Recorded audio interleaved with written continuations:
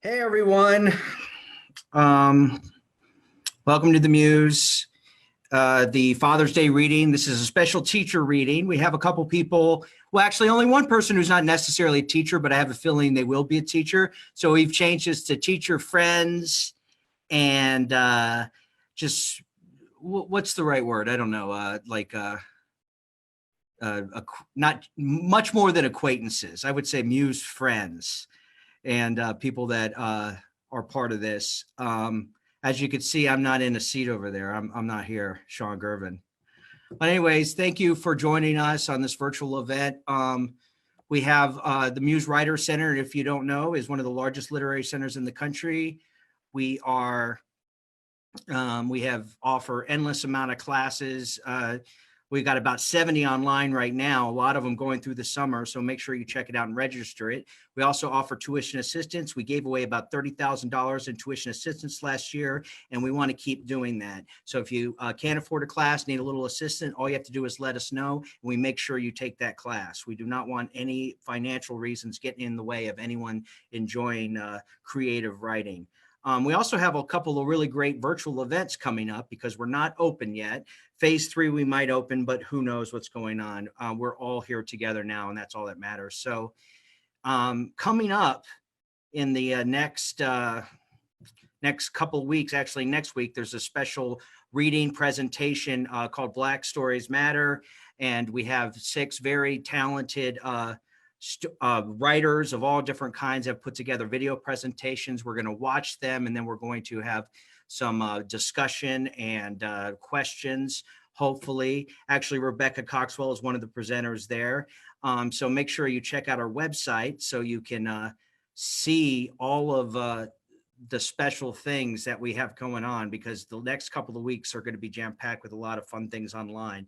So come see us. And also, if you have any questions, let us know. the-muse.org. Check out all of the links to all of the presenters today. I want to thank all of them. I'm not going to introduce them one by one, but we have 6 presenters, I think, altogether, and they're going to introduce themselves. But I do have the pleasure of introducing one person who is the first reader, and I've known this guy for a while. I'm not going to go on a big long introduction. I will say though that he is quite a interesting guy. His name is Noah Wren.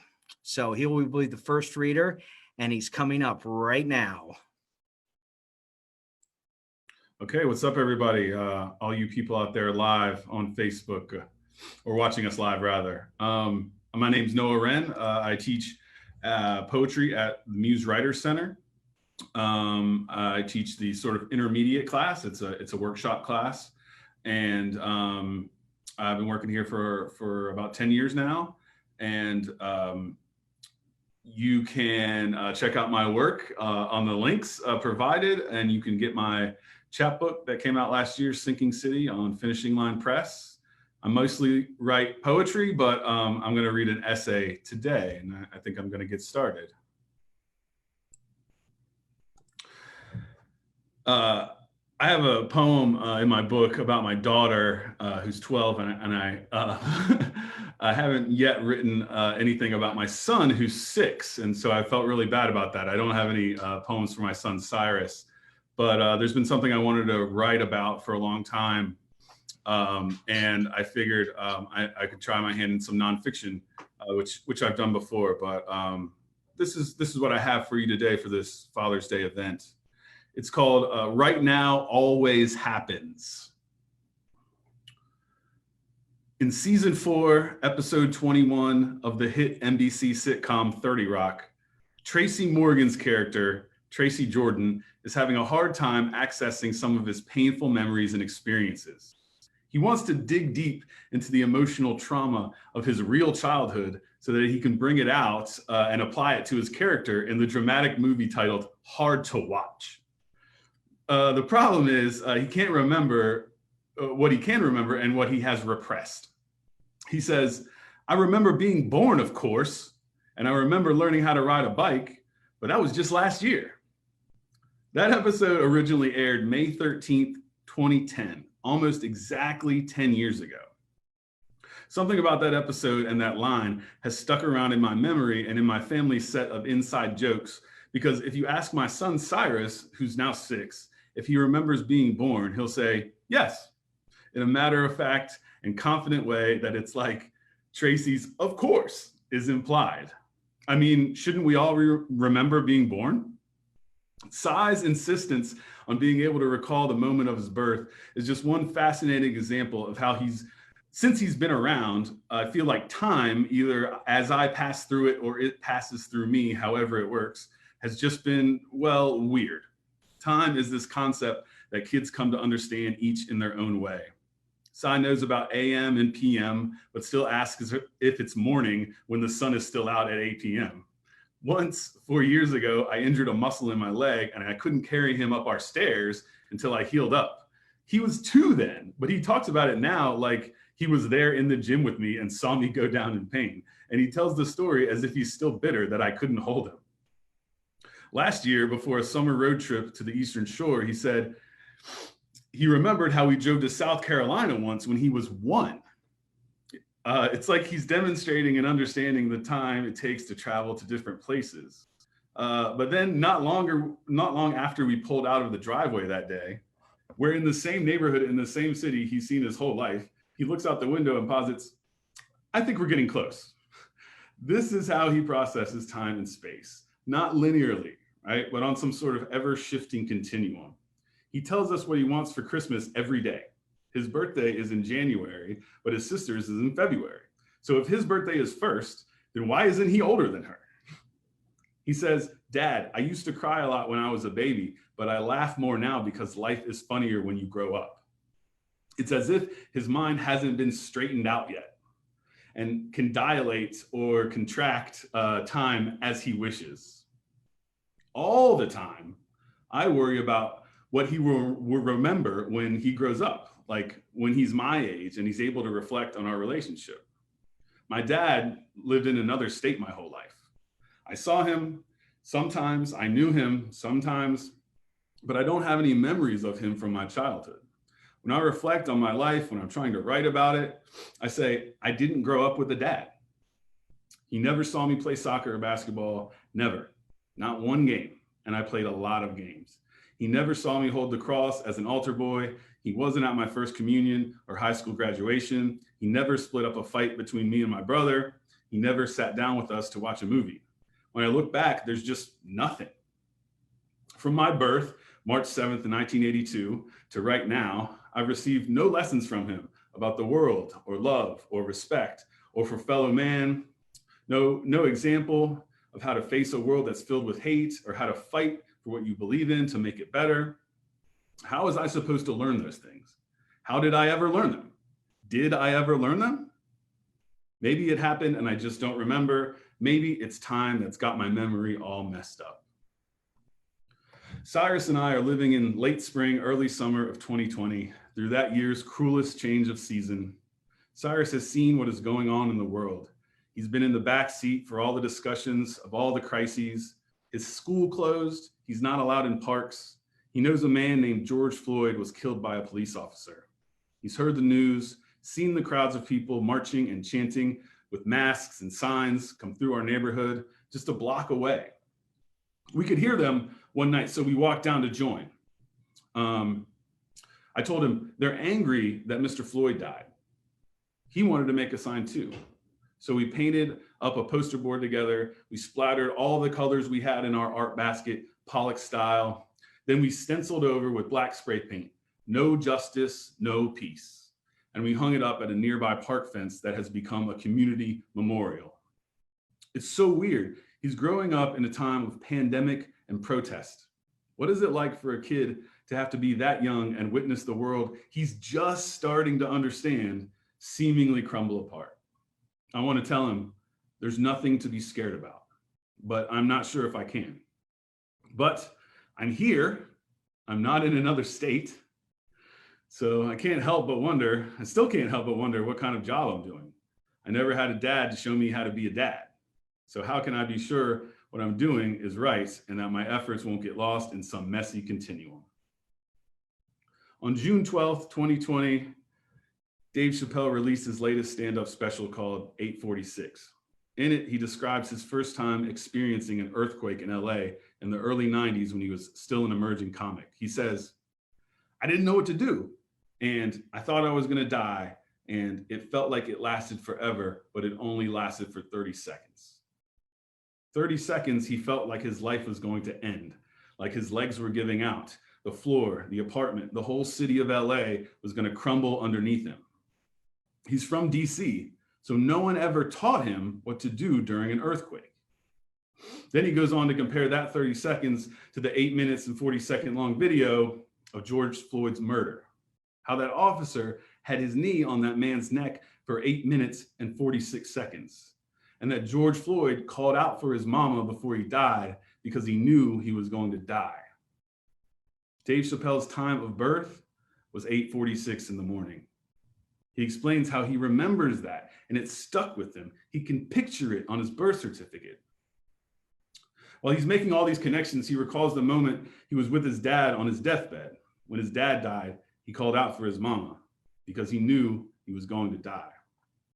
Time repeats, it rewinds, it thrusts us forward, it pulls us back. Millions of people have watched that video, sat through that 8 minutes and 46 seconds, listened to that father cry out like it was the collective crying out of the whole goddamn country. How long have we been quarantined? How long is a day? Has it been 30 seconds or 8 minutes? Time is a messy beast. In October 1941, the author and engineer Robert Heinlein, writing in Astounding Science Fiction as Anson McDonald, coined the term bootstrap paradox. It goes something like this.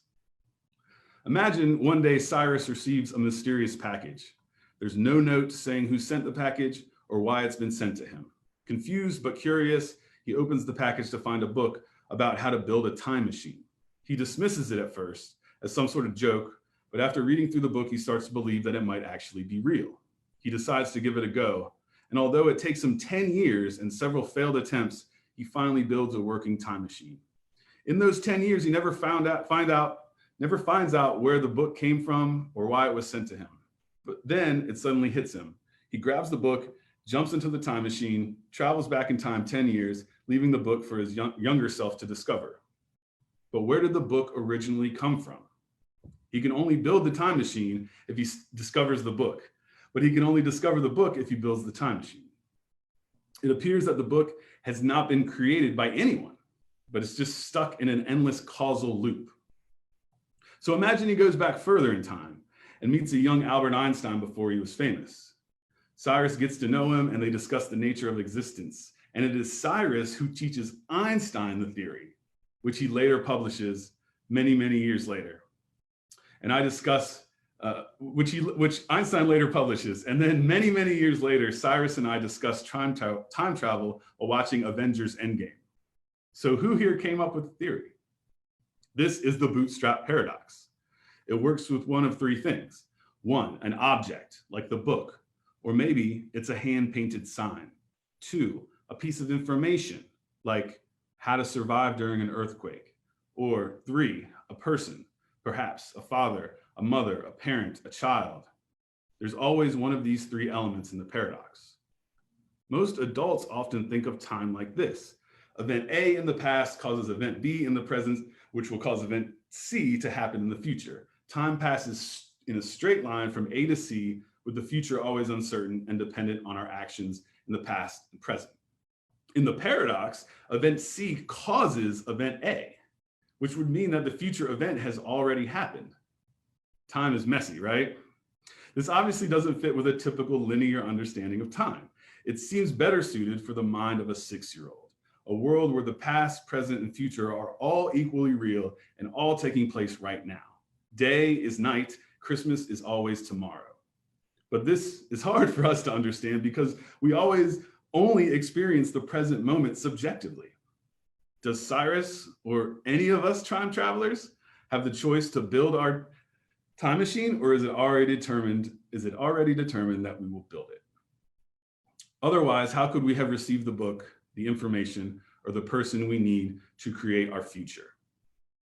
Here's a future I'm looking forward to. It's the present, and it's the past too. It's right now, and it's always happening. The country is healing. There's a vaccine for the virus, and the justice system has provided justice, so now there is peace. My son is asleep on the couch next to me. He's dreaming about being born, of course. Old episodes of 30 Rock play on the TV. I don't have to be worried if he'll have a memory worth keeping. I don't have to worry about being a good dad because he's gone back in time and taught me how to be a good dad. Because right now, I am. Thank you.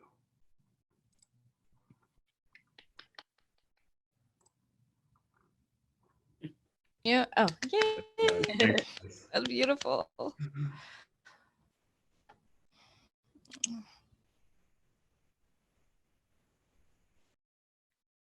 Oh, okay, sorry. Hi, my name's Nate Glansman. Oh, sorry. One second. I'm sorry. That was a mistake. My name's Nate Glansman. I am a teacher at the Muse. I teach sensitivity reading and like how to be a sensitivity reader, what sensitivity reading is, and why it's kind of important in today's world in publishing. I am teaching a class on July 25th. Which is going to be on how to become a sensitivity reader. You know, and you don't even have to be like a part of a marginalized group. Like if you're in a job that is often misrepresented in publishing, then that counts as well. So there are currently 5 seats open for that. So if you want to join, I'd love to have you there. So this piece is actually a letter to my boyfriend, who is also a father. He's nervous to meet my dad, which is adorable and hilarious. And he has this like high school rom-com, like, oh no, you know, meeting the father kind of thing. And so this is a letter to him as to why my dad will accept him, because I was very fortunate to have a very loving father and a very close relationship with my father. So I wanted to kind of reassure him that there's nothing to worry about. So here we go. Dear Liam, I told you that you and my dad are the same person. You're the kind of guy who fully evaluates the people you want to get to know. Wouldn't that mean that you'd be treated with the same respect? You're used to being cast out and denied opportunities to show your true potential. You're used to absolutely dominating a system that wasn't built for you and still feeling like you haven't done enough. I want to introduce you to somebody very soon who knows what that's like too. One of my earliest memories is being 4 or 5 years old and my dad getting out a notepad and pen. He's drawing a neuron and explains what all the parts of the cell do. He draws the path that the neurotransmitters take from the terminal buds to the tips of the dendrites. He explains how the signal travels through the length of the axon and how the oligodendrocytes coat the myelin sheath to keep it from veering off course. He is just as invested to teach me as I am to learn. There is excitement and pride in his voice. He was the first, and for a while only, person who ever believed in me. He saw my worth before I did. Like you, he believes that you can't judge what a person can do until you make the information accessible. In his own words, if you can't teach it to a 4-year-old, you don't know it. His belief in me is one of the main reasons I got through college and became a teacher. He used to tell me, if I can be a doctor, you can be anything. From what you tell me of your text conversations, he believes in you too. He and I see how valuable you are. We see what good you will do for the world, as well as what you've already done. I hope you see it too. Both you and my dad struggle with feeling like you're not enough. You stretch yourselves too thin and overcommit. You try to save everyone and never count the ones you've already saved. You've both been labeled the F-ups by people who are always surprised that you have ever made anything of yourself, or at the very least, keep yourselves out of jail somehow. Liam, when I say that I believe in you, I mean it. I already know that someone with your drive can still achieve their goal, despite diagnoses or disapproval from others. I've seen my father take his own strengths and engineer them into fuel for his goals. You've done that too, and I can't wait to see what you're capable of. Glansman men have their own subculture. We are notorious for betting on the underdog and losing everything, only to do it again the next game because we need the adrenaline. We all have hot tempers. Some of us are just better at hiding it than others. But above all, we are late bloomers. And my love, I'd say you've been one of us this whole time. Welcome to the family. Love, Nathaniel Spencer. Thank you.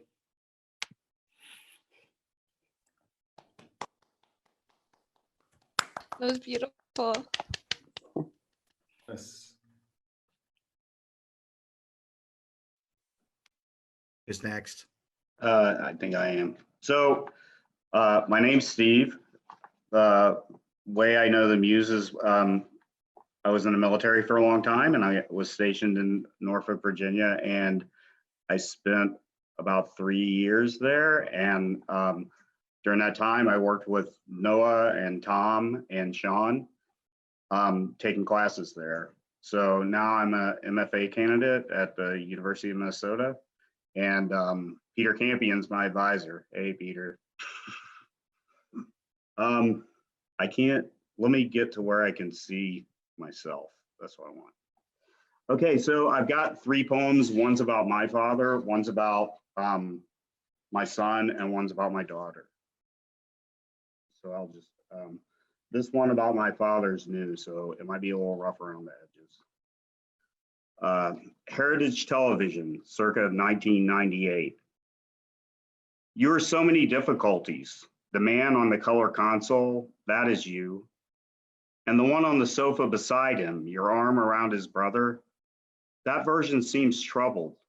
The boy thinks he knows, though, shares your love for mafia movies and Wall Street tycoons. Your hand is always hiding your face from him. No comment, the console version of you crackles in. Like all sons his age, he thinks he knows. His brother holds you because the living room version of you is growing thin. The living room version is the part that's hard to get at for the boy. You attempt to let light in, which is when it grows. Just before the stroke becomes too much, he sees you. The boy sees your temples throb as if he knows the weight there. The boy's brother puts a wallet in your mouth.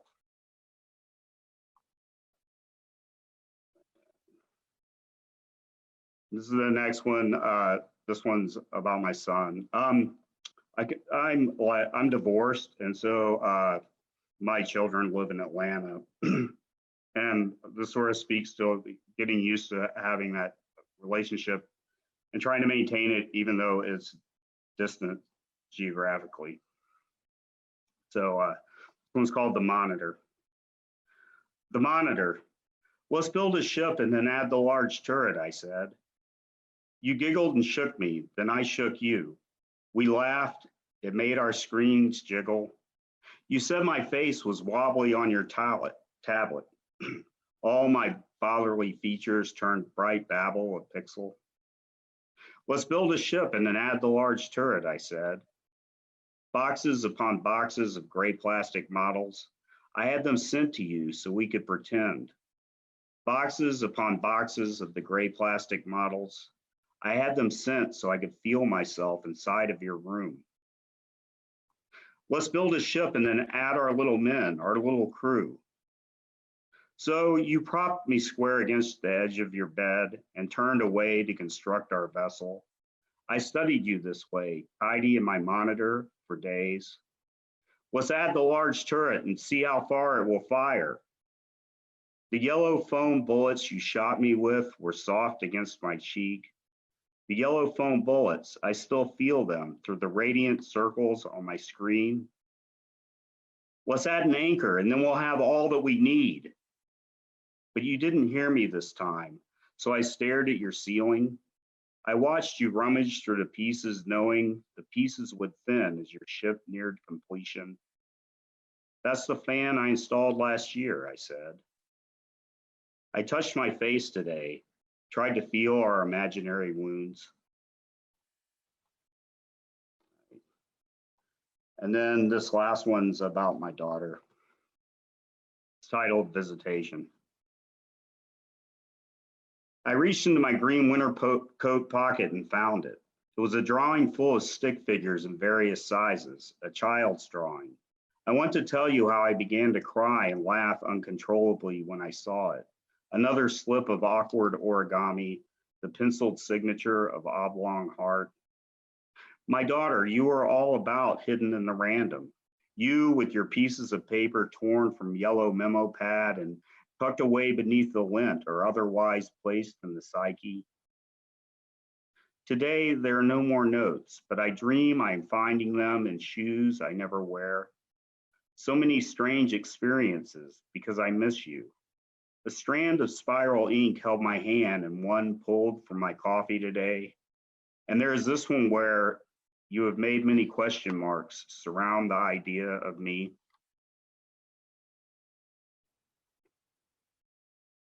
And that's it.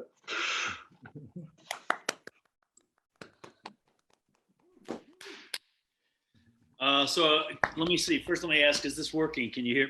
Is my mic working? Okay, great. Steve, it's good to see you, man. Peter, it's great to read with all of you wonderful people. And excuse me, particularly beautiful to hear Steve's poems about his children, whom I also know. I'm going to read two poems. One is a free adaptation of Antonio Machado poem, the Spanish poet, and called Saeta. And Machado was part of the generation of '98. He was among the Spanish poets who were the first to write about Spain after it was no longer an imperial power. And they were trying to reimagine their country. And this is, by the way, instructive for Americans, to try and reimagine the value of their country, not as an imperial power that conquers others and rules others, but as a nation that loves itself and that turns inward and looks at its own people and listens to its own people and engages the traditions and needs and possibilities, of its own people and loves that. And they can offer the world love from a sense of joy and kindness rather than a sense of power and domination. Saeta, it's a free adaptation. The one thing I'll also add, he is the word Saeta in the tradition in that part of Spain and Andalusia. It was a song of lamentation, a song of engaging guilt and trying to attain piety through atoning for guilt. And so, of course, the poem sort of wrestles with that. Tendrils groping, blood on Christ's hands, songs of nails torn from Christ's wrists. These songs and delusions sing every spring in search of Christ's pain. Their prayers are like ladders, each day a bouquet for the Christ of the Passion. Who do you love? Who chews off his leg to get out, amble tumbling as each wince swims against the tug of the mouths of the past. They skin us, those songs of the past. Not to Pietas and Christ's pained face do I sing, but to the flower, ancient, that reigns in the night. Christ as he walks on the water. And then I'll read one from my father. This has Dad's favorite psalm in it. The thing about my father, there's a lot. My father was not exactly a liberal guy, but he was one of these white men who had all this power. He was a lawyer and he had all this power. And he used to make a lot of private speeches that he couldn't say, things he couldn't say in public because he worked in Dallas.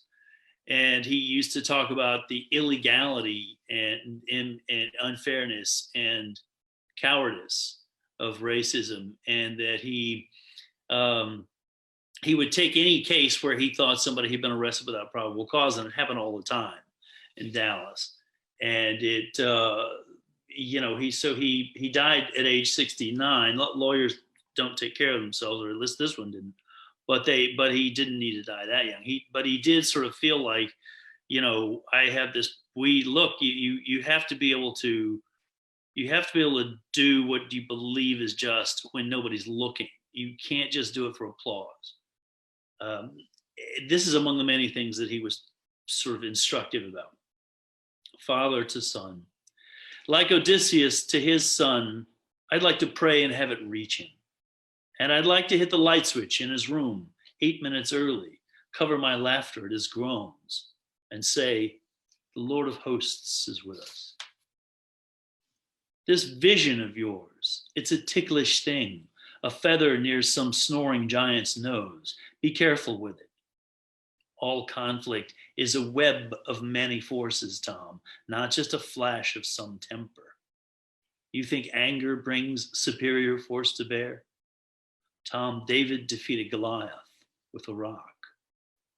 Dad was born in Peking, China, where his parents were stationed and lived for years. He breaketh the bow and cutteth the spear in sunder. He burneth the chariot in the fire. Mr. Ewell, do you know where you are? I do, Baylor Hospital, Dallas, Texas. Dad might have had sleep apnea. He might have had Cheyne-Stokes respiration. To check, the doctors asked him questions, assessed his mind. Sir, have you ever been in the hospital before? The last time I was in the hospital was in Peking, China in the late 1930s, and I only went that time to visit my parents. The funny thing about that, I said at his funeral, giving his eulogy, is the doctors didn't know he was saying the last time he'd been in the hospital was when he was born, and proceeded to diagnose him with Cheyne-Stokes respiration.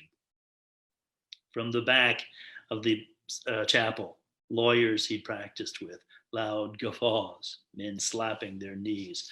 I shall be exalted among the heathen. I shall be exalted in the earth.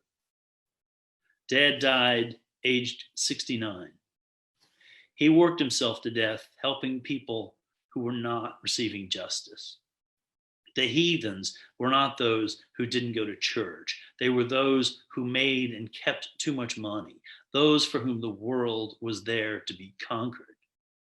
Though he would never say it this way, Dad thought the world should be saved. Tom, when Jacob wrestles an angel or Tomlinson fights a Comanche, each is struggling with himself. Each war is quicksand for the one who thinks they're a cat, and soldiering for the one who thinks they're a poet, dreaming they're some soldier. Visions are ticklish, Tom. They lead you into caves where you wake giants who don't care about your visions. He maketh wars to cease unto the end of the world. Look up from your raft you're taking down the Rio Grande River. The Hara-Hamara are looking down from you from the cliff above. Tom, it may be you will survive, but only by bowing your head. There is a river, the stream whereof shall make glad the city of God. You're a good boy, Tom, he said once, as I tidied up his hospital room. I shall be exalted among the heathen. I shall be exalted in the earth. The Lord of hosts is with us. The God of Jacob is our refuge. Thank you very much.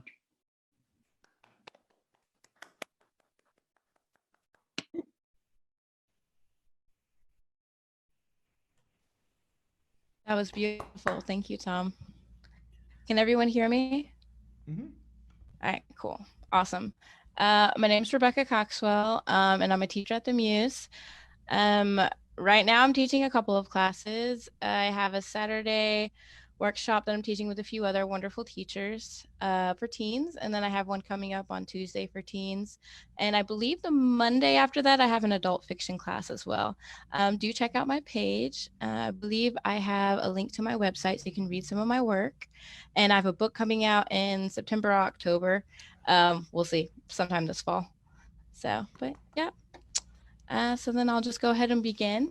I prefer not to disclose exactly what my poems are about until I read them. So I'm just going to go into it. Thank you for listening.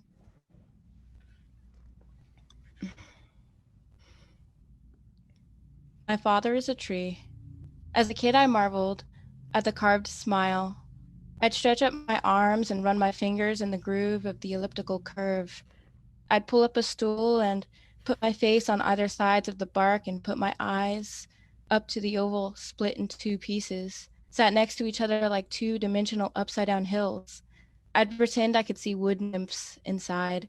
Then there was a natural bump of bark that was his nose. It stood brave between the hills and the upturned curve. His ability to speak purely in metaphor using only tri and tetrasyllabic words made me proud. He was like no one. He was like no tree either. I'd climb up into his branches and read book after book, play hide and seek with the squirrels under moonlight.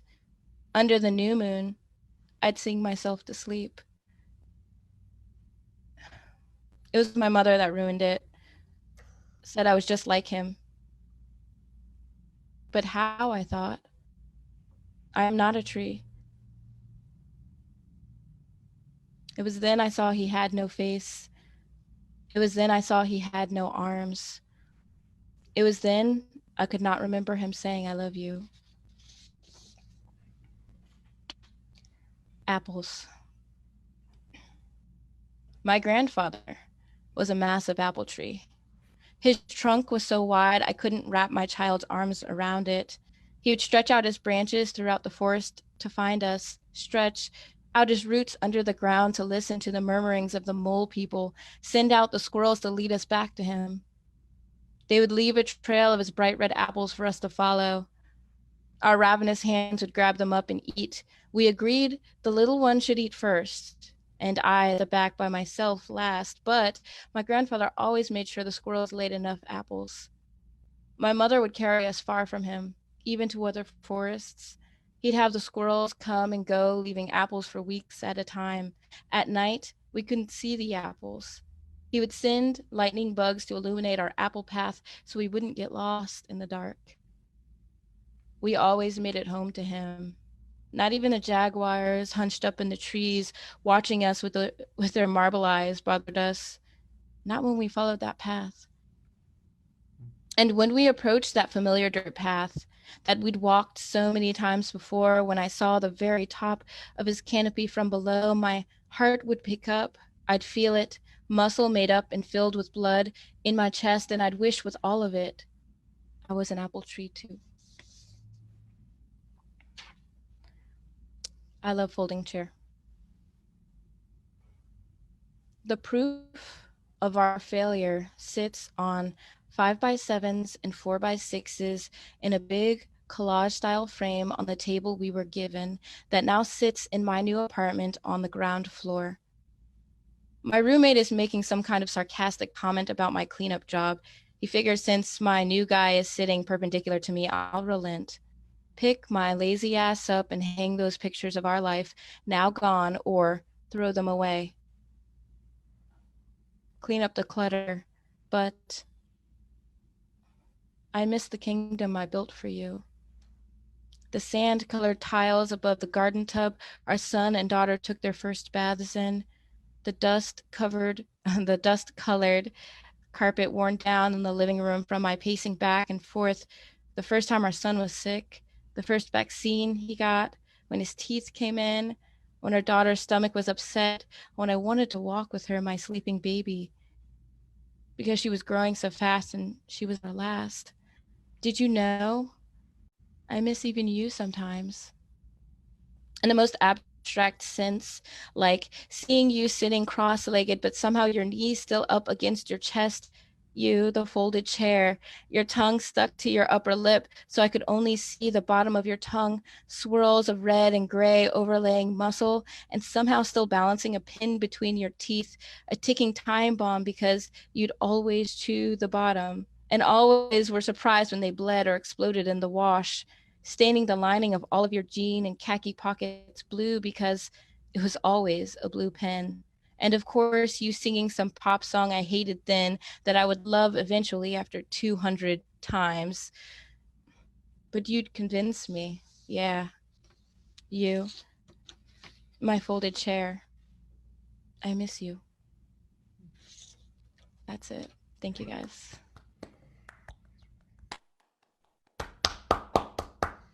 Awesome. All right. Great. Wow. Okay. So I have to make a really quick, thank you, Rebecca. That was awesome. You do have to take her class and all of these teachers' classes, but I do have to make a quick correction on Rebecca saying about the the classes. Monday night is the teen class, and then Tuesday is the fiction class. But catch her while she's hot, because she's she's going places. Anyways, on Father's Day, I'm the next reader, Sean Gervin. I teach at the Muse, but I'm a program manager. I work here a lot. I've been writing a lot of, I started writing creative nonfiction and want to write a memoir. I'm starting to write more fiction and just snippets of things. So I decided to read a couple of things I've never read before. But before I do that, I just want to mention something on this day before Father's Day. Two very important things I discovered this morning, or last night and this morning, or two things very significant happened to me. And one is I realized while watching the movie The Natural that Wilford Brimley is actually only 4 years older than me in that movie. So that was a very defining moment for me. And then also this morning, the closest thing I have to children are my two dogs, and my newest dog that we got 2 weeks ago ate a bird live, and we couldn't get it out of her mouth. So that was very eye-opening. I don't know what I've learned from that one yet, but I'm sure I learned something. So these 4 pieces, they're going to be quick, are for my dad, about my dad. And the first 3 are, I'll call them snippets of things, because they're just little tiny micro scenes that I don't really know what to do with. And they're not titled. So here we go. Gummy bears do magic. That's what my father told me when I asked him why I couldn't watch my favorite television program. Of course they do magic, I said. That's their whole thing. Magic is their identity. Magic and witchcraft are of the devil, my father said matter-of-factly. His tone suggested that the conversation was over. The channel had been turned and the subject had been changed. But it was always hard to change the subject on me. I'd like you to find a TV show on Saturday morning without magic.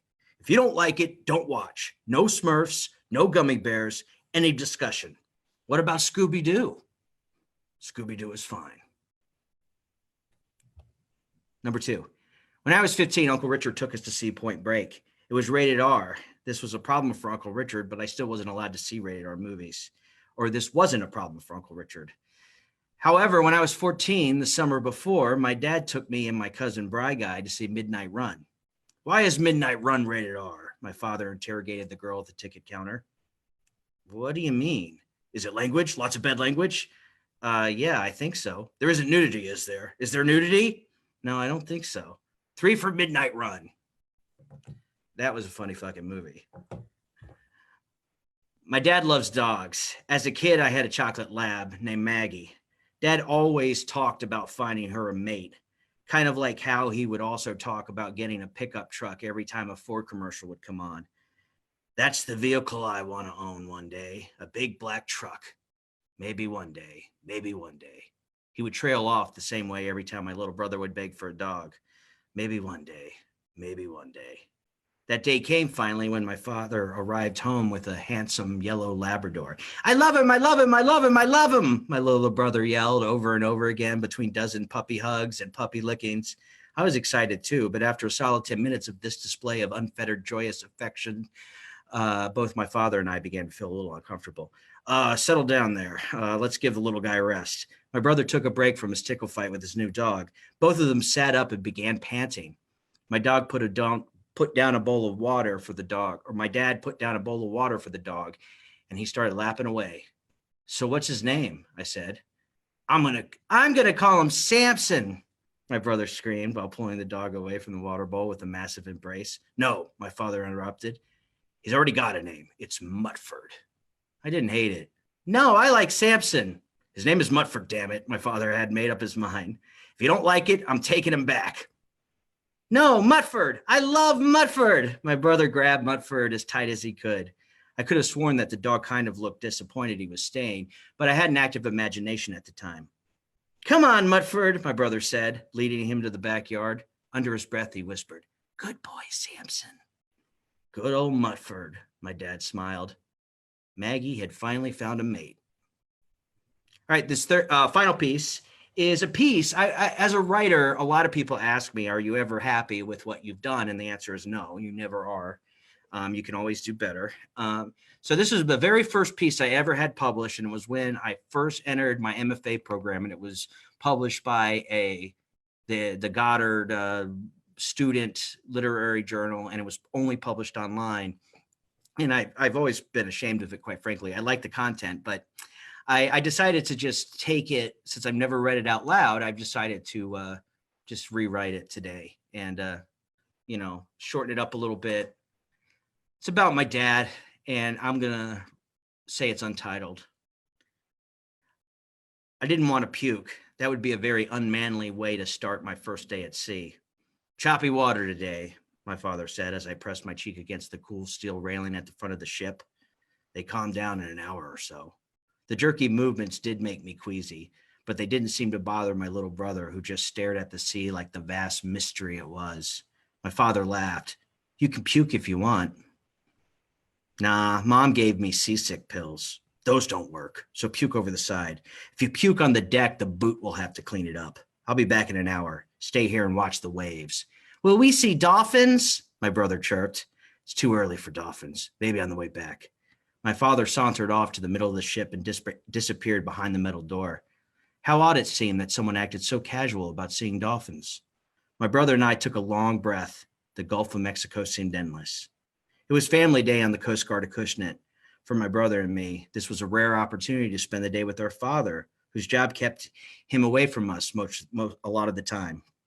I daydreamed about what my father was doing for that hour he left us at the front of the ship. The gentle sway of the mighty Acushnet comforted me. I might have fell asleep standing up.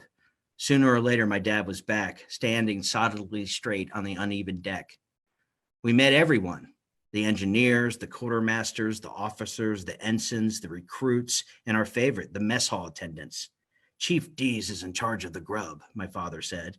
The chief's apron smelled as good as the food he placed in front of us. These guys really take care of the whole crew.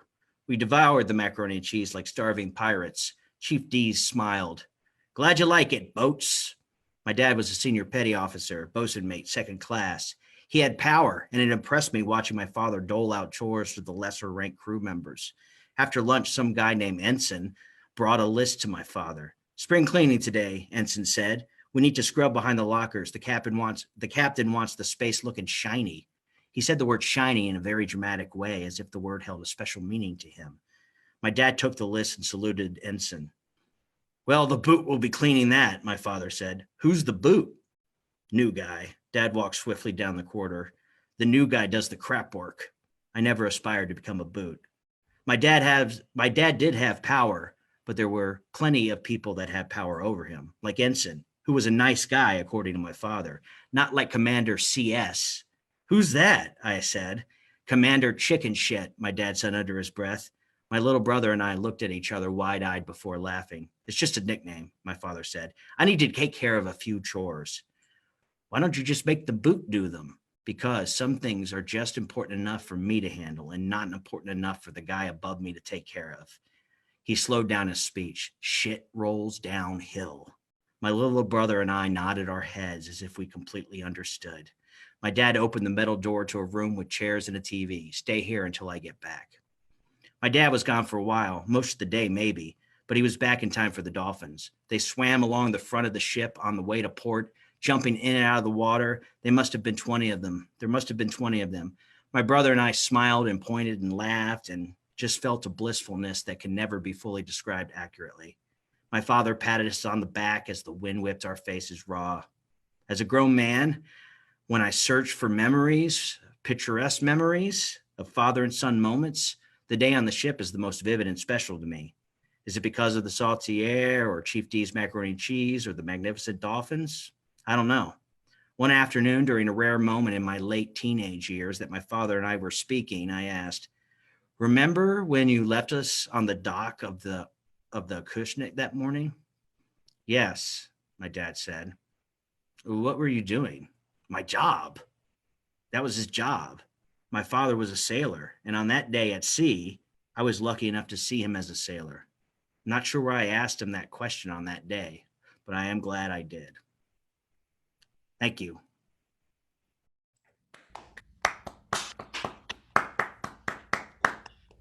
All right, guys. That was fantastic. What a wonderful way to spend the afternoon, huh?